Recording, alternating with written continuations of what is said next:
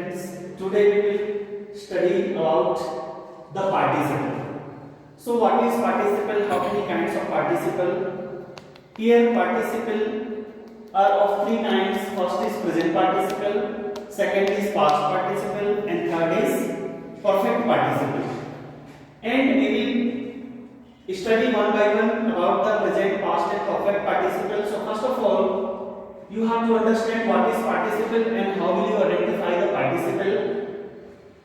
Here participle, a participle is that form of the verb, means it is the form of the verb, means it is verb which partakes of nature of the verb and of an adjective, means it is a verb but it behaves as an adjective, okay, to modify any noun or pronoun. So it is a verb, means a participle, it is a verb and it behaves like an adjective. Here in this example, you can see hearing the noise, the boy woke up. So hearing the noise, here it is verb, and participle it is present participle, ing is added, so it is present participle. And here it works as an adjective because it modifies the noun boy. Who is hearing? The boy is hearing the noise. Here, and hearing the noise, the boy woke up. So it shows about the action is going on, means unfinished action. Hearing the noise means the boy was hearing the noise, means the action was going on or the action is going on. So hearing the noise, the boy woke up. Okay, it shows about the expresses about the unfinished action, means the action is going on, hearing. And here it is verb, ing, it is present participle with verb, okay, and it modifies or qualifies the noun boy. So it works as an adjective because here hearing is qualifying the noun boy, okay. One more thing is here, hearing the noise. So hearing the noise, it takes an object as a verb. The noise, that is the object of the verb here. So when it takes an object, it is a verb, and this phrase, that is called participle phrase. Okay, hearing the noise, both hearing and its object, that is phrase, and that is called participle phrase. Here a study of the following examples of participles you can see here. We met a girl carrying a basket of flour. First of all, carrying. Here carries the verb and it is non-finite verb, that's why it is present participle because ing is added to the verb carry, and it expresses, it shows that the action is going on, means it shows about unfinished action. We met a girl carrying a basket of flour, means when we met a girl, the girl was carrying, means at that time when we met a girl, the girl was carrying a basket of flour, means the action was in going on condition, that the action was unfinished. Okay, so here it is present participle and it behaves like an adjective because it modifies or it qualifies the noun girl. Okay.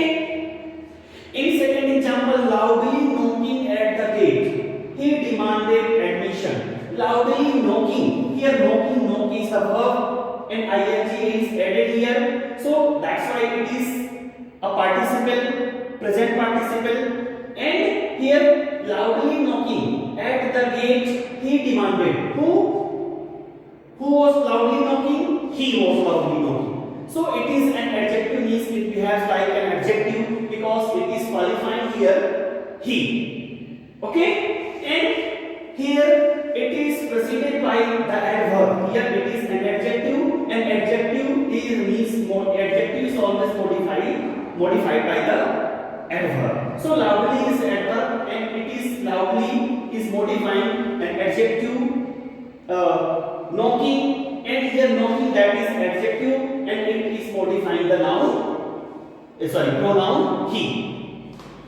Okay, in third sentence, the child thinking all was safe attempted to the cross the road. So the child thinking, here think is a verb and it is added with ing, so it behaves like an adjective and it is modifying the noun child. The child thinking all. So who was thinking? The child was thinking. So as an adjective, thinking is modifying the child, the noun. Okay? And thinking all was safe. This is participle phrase. It is as a phrase. It is used as a phrase here. So thinking all was safe. It is a participle phrase because here participle is used. Thinking is the participle, and this phrase is called participle phrase. Dear students, here about the present participle. Notice that the present participle denotes not time. Okay? It doesn't denote the time, but unfinished action means it doesn't express about the time. It expresses about the action is going on. Here I see a girl carrying a basket of flour. So this is I see. This is the finite verb, and carrying, that is non-finite verb. It is participle, present participle. And I see a girl, this is present tense. Here I see a girl who is carrying. So carrying, that is the present participle. But in the next sentence too, I saw. See, I see a girl, I saw a girl. So here the time is denoted by the finite verb, not non-finite verb carrying by present participle. It is, the time is denoted by the finite verb see and saw. I see a girl carrying a basket of flour and I saw a girl carrying a basket of flour means here it shows, both the sentences show that the time is denoted by the finite verb, not non-finite verb. Okay? Besides the present participle, we can form from each verb another participle. So beside this present participle, another participle is past participle, and which represents a completed action. Here present participle, I see a girl who is carrying. So here it shows that the action is in continuation, means action is going on about unfinished action. But the past participle, it shows about the action is completed. Okay? And usually ends in ed, d, t, en or n, like blinded. So blinded, this is the past participle. Okay, and it ends in ed. Deceived, it ends in ed, and driven, it ends in en. So this is the past participle, and it shows the action is completed. But the present participle, the girl who is carrying, means that is the action is in continuation. It shows that about the action is unfinished. Okay, but the past participle shows the action is completed. So blinded by a dust storm, they fell into disorder. So blinded by the dust storm, they fell means it shows that the action is completed. Second example, deceived by his friends.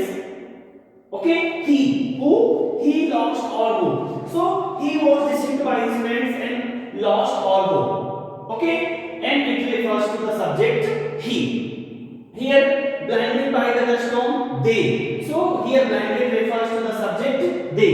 It refers to the pronoun they. So they fell into the disorder, they blinded by the storm. So it shows that the action is completed. In the third, it ends in en, driven by hunger. He stole a piece of bread. So he stole a piece of bread. Here it refers, here driven refers to the he, that is pronoun. Okay, and here past participle driven ends in en.